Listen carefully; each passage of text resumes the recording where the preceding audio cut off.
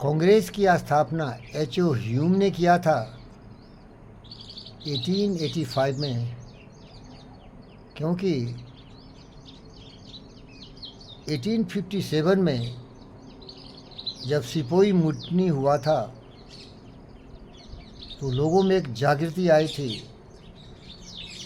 देशभक्ति आई थी। मंगल पांडे ने विद्रोह किया था, झांसी की रानी और अनेक ऐसे महापुरुष थे जिन्होंने आज़ादी के लिए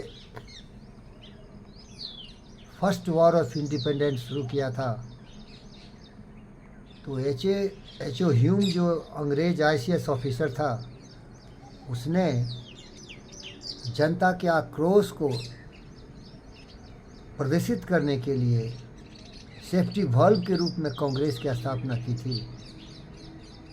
और वही धीरे धीरे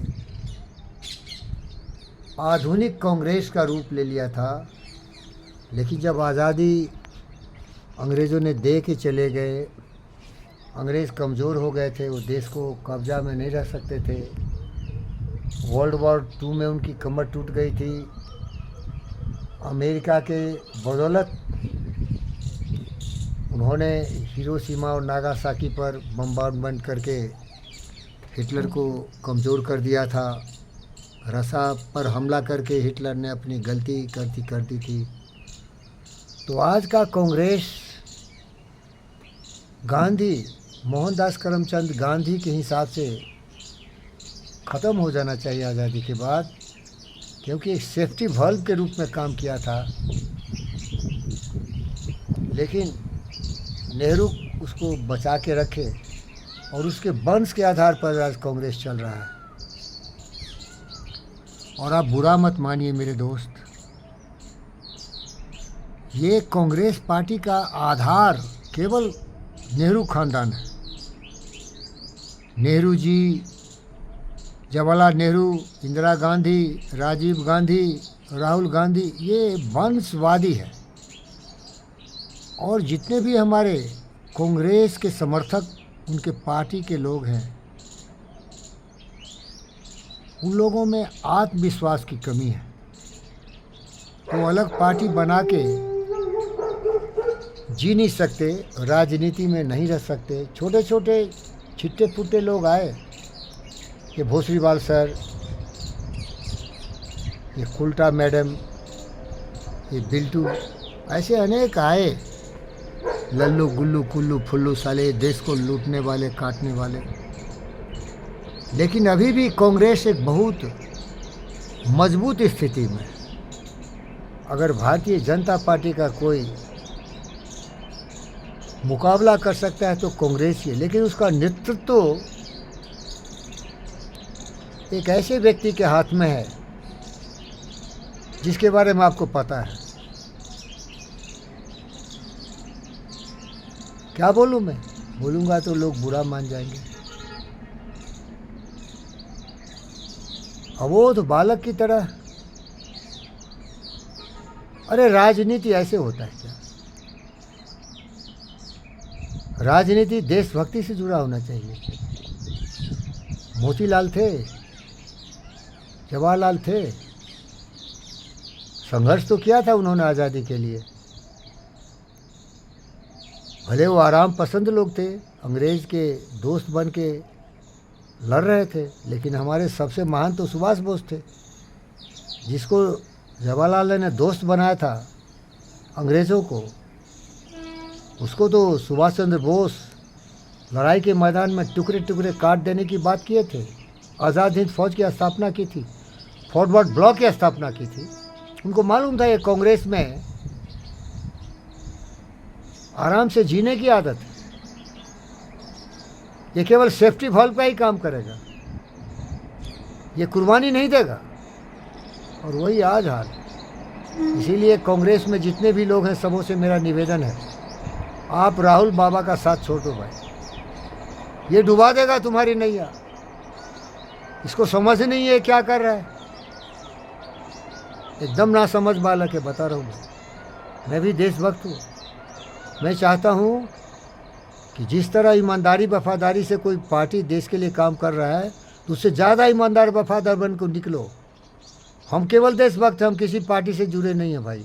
मैं ही सुभाष बोस हूँ, मैं ही चंद्रशेखर आज़ाद हूँ, मैं ही भगत सिंह हूँ। मैं बाहर से देखता हूँ कि मेरे देश में अमेरिका की तरह दो पार्टी हो, डेमोक्रेट और रिपब्लिक, जो देश के हित में सोचे, स्वार्थ की राजनीति से ऊपर उठो, हमारे देश को मजबूत बनाओ।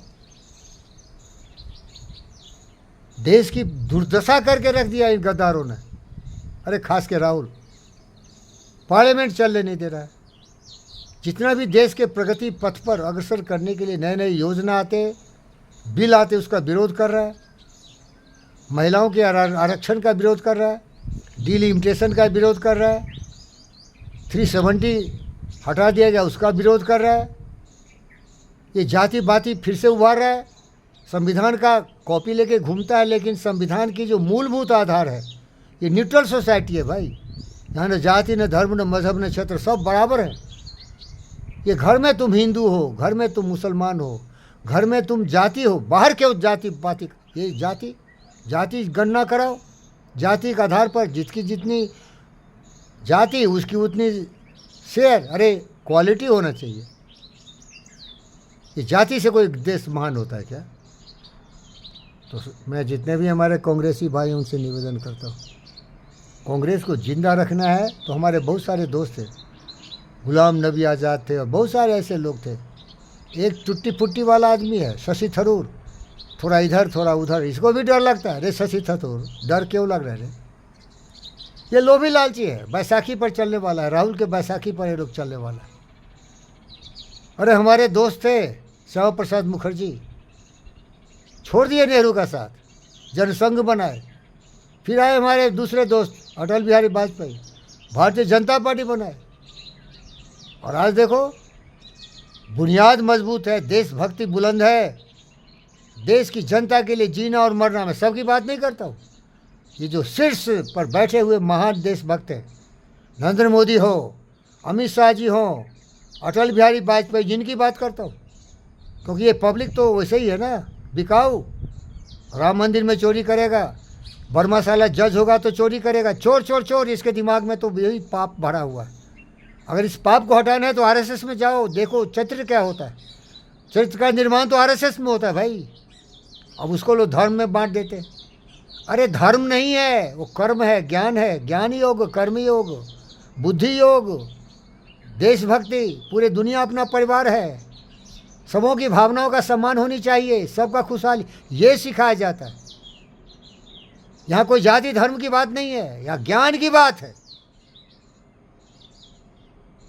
सबों के लिए भाई। भरोसा खुद पर करो, खुद ही को कर बंद ना की हर तकदीर से पहले। खुदा बंदे से खुद पूछे तेरी रजा क्या है? ए शशि थरूर, तू समझदार है भाई, डरपोक है लेकिन तू, वाह, ये राहुल का तू चमचा है। कभी कभी बोल देता है लेकिन डर लगता है, तू अकेले नहीं जी सकता। उसी के नाव पर बैतरनी पार करने की कोशिश कर रहे हो। सब ऐसे ही है कांग्रेस में, सबको मालूम है राहुल क्या है, लेकिन सोचता है इसके बिना हम कैसे जी सकते। जो राहुल और कांग्रेस का साथ छोड़े वो विलीन हो गए, कहाँ चले गए पता नहीं है, इसलिए डर रहा है सब। डरो मत मेरे दोस्त, जिस दिन लोभ लालच तुम्हारे दिमाग से उतर जाएगा ना, तो शहीद हो जाओगे भगत की तरह, डर ही नहीं होगा तुमको, चंद्रशेखर आज़ाद बन जाओगे। ये थे ना, तो क्यों तुम डर रहे हो?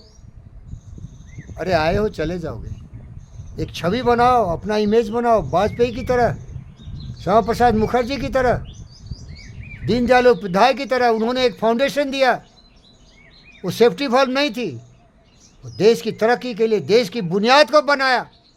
आज भारत प्रगति पथ पर दुनिया का महान से महान राष्ट्र के रूप में उभर रहा है।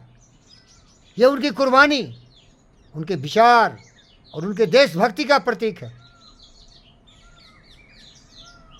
ओम शांति, ओम शांति। मेरा कोई जाति नहीं, मेरा कोई धर्म नहीं, मेरा कोई राष्ट्र भी नहीं। मैं विश्व का, ब्रह्मांड का एक पुत्र हूँ, मैं ब्रह्मपुत्र हूँ, मैं सबों का हूँ, सब हमारे हैं, हम सब में है, सब हम में है।